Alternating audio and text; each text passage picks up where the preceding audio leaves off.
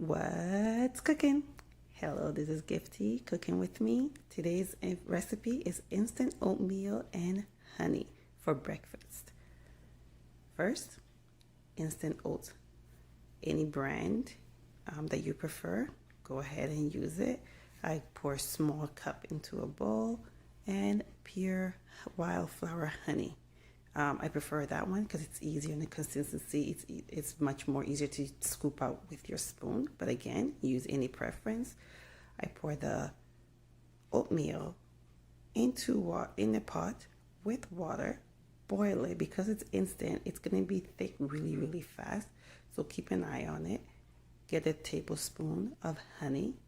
Drizzle over it. When it gets to that thick consistency, stir it up. You just need a few seconds with that. This is in substitution to sugar.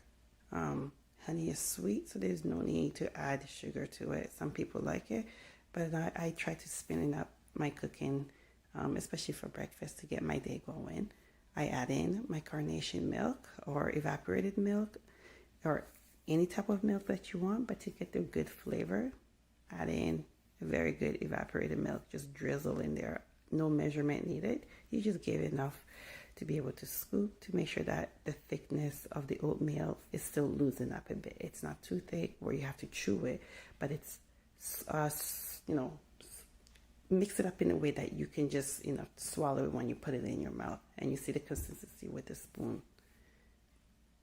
And when it's done, I add fresh fruits and a croissant to spice it up, because it's good to dip that croissant in there in the oatmeal and eat it as well too. And that gets your breakfast and your day started. So thanks for watching. Don't forget to like, share, subscribe, and remember, you are sweet enough, so eat less sugar.